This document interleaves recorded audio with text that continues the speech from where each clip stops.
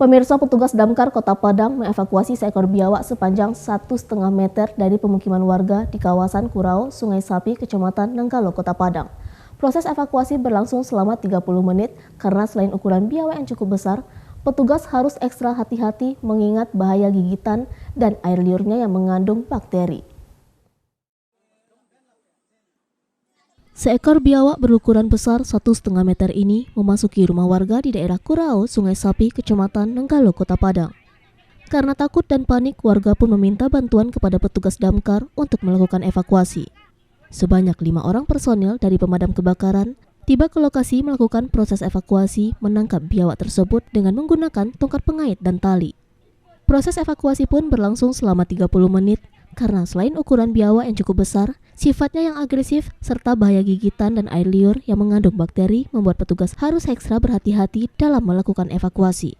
Setelah berhasil ditangkap, biawak tersebut kemudian diikat dan dibawa ke Mako Damkar untuk dilepas liarkan ke habitatnya. Diduga kemunculan biawak ke pemukiman warga ini disebabkan mulainya musim kemarau sehingga biawak tersebut mencari sumber air di sekitar pemukiman warga.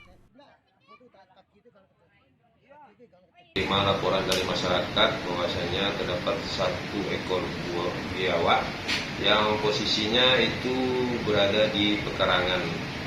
Jadi kami dari damkar langsung menurunkan tim sampai di lokasi.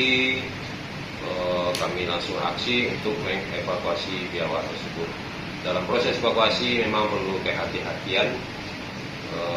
Di samping juga gigitan dari biawak itu cukup berisiko. Dan juga ukuran biawak cukup besar, panjangnya ada sekitar mungkin 1,5 meter.